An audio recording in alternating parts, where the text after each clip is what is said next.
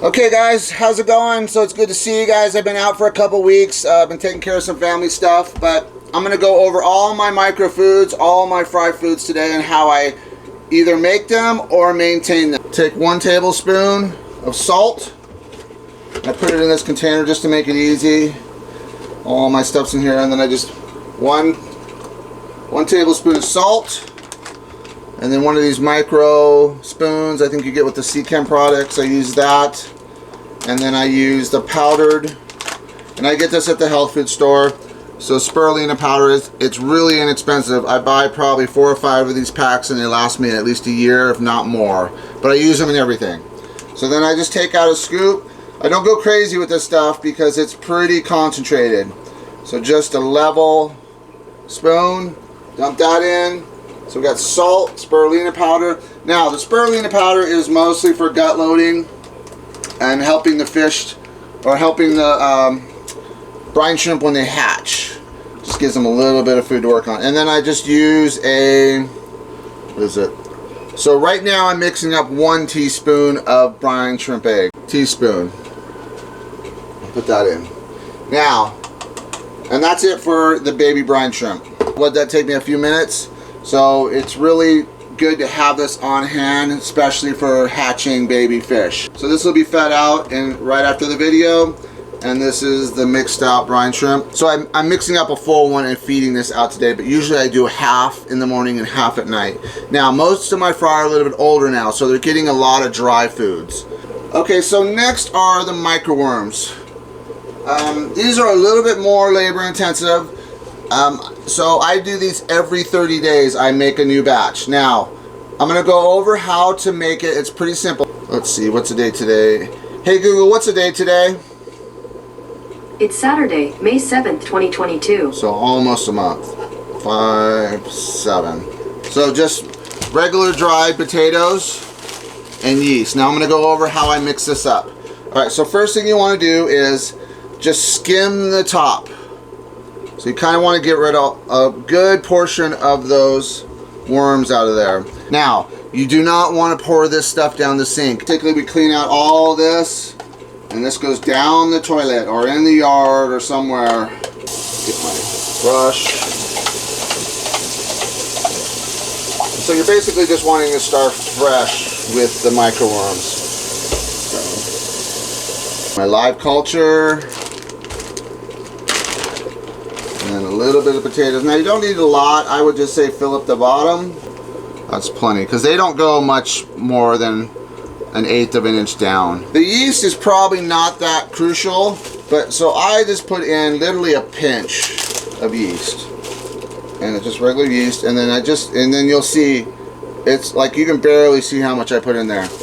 What I found is you put a ton of this yeast in there, it starts to stink really bad. I use my fry food. So this is the mixture of spirulina and the discus pellets ground up in a grinder, in a coffee grinder. Then what I do is I just take a couple squirts of this and put that in there. Now what that does is basically gives them a food source to gut load. Not much. This is my microworm brush that I feed with. You can see that's a little stain. And I just kind of mix it together. So the Sarah is the way I go. I can grow fish on Sarah all day long. So then you kind of see it turns into this paste, right? The microworm mixture. So this is the live culture. And then just kind of pour that in. So you want the potatoes to have like a dry consistency, because they will break it down. So that will turn into this mush, right? And then you just kind of spread that around. I have this one here, 419. So this one will go for another couple weeks, so you can see. And what happens is the worms get along the sides, and that's the worms you want to take off. So basically, this one's keeping my culture alive. So no matter what, this one crashes on me, and I go an extra week or something, or 2 weeks, and it goes bad, I can split this culture and restart. So by splitting these up, you're always having that backup. It's not so much that you want to feed it, it's for feeding, it's more for security to reset. Okay, vinegar eels. So on the vinegar eels, I do feed them in these tubes, and what you do is you put the filter floss in there. So this is the vinegar, and this is, I use soft water, but any water would do.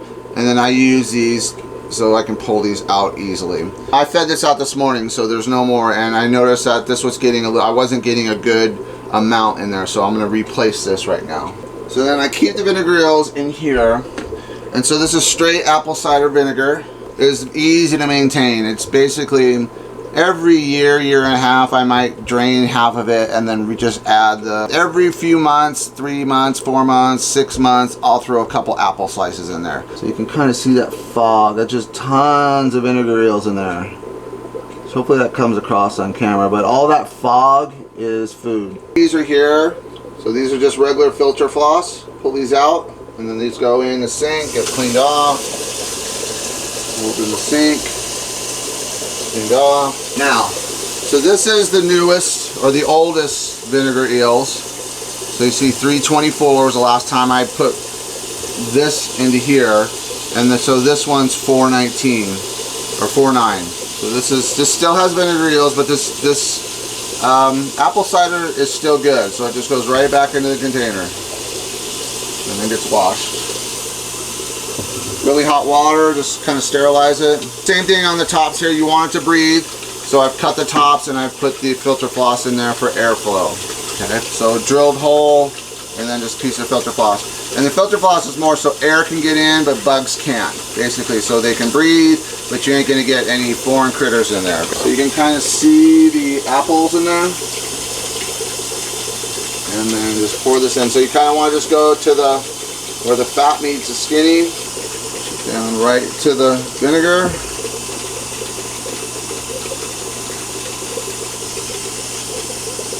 Here's the thing with the dried duckweed. You can put this in water, and within 7 days, just regular tank water. I mean, you can do it with the fish in there or not, it doesn't matter. But if you want to get a culture of Infusoria, put this in warm tank water, let it sit for 7 days, and then within like the 7th day you'll have an explosion of Infusoria, and that is another micro food. Your fish spawn, you're kind of like, oh, you know, I gotta feed these guys. So with the fry foods, you want to try to get something in their tank 2 to 3 times a day. 3 times is optimal. Okay, 4 times is even better. 5 times is like unheard of because we all have lives and fish. Because it's crucial the first couple weeks. It's usually about 30 days is like the tipping point if either you're gonna have success or not. But really that first week or 2 is like off the charts, is going to be your real success. If you can get them to week 2 usually, especially the Rams and the Discus, it's pretty good chance you're going to be successful. But what happens is you start, if you're not in a system or a routine to take care of the fish, it's usually within the first 30 days that they start to go under, and that's called a 30-day syndrome. And I mean, I understand it, but I think it's more of we get caught up in our lives and stuff like that. And if you're a professional breeder, it's very rare to have that 30-day syndrome. And basically what that is you put so much bacteria in the tank that it overloads the tank. So this is the thing. You're putting these microfoods in, and water has to come out, right? Because you think that's not a lot of food. It's a ton of food, and it's live food. So if it's not being eaten, if it's not being, you know, used up really fast, it rots really fast. So it's important that we do our water changes. It's important that if you're going to feed these foods, and these are a must, it's not even a question. Okay, you can't throw a pleco wafer and think that, you know, Rams are going to eat that. Well, they pick at it, yeah, but they're not going to survive on that the first month. All right.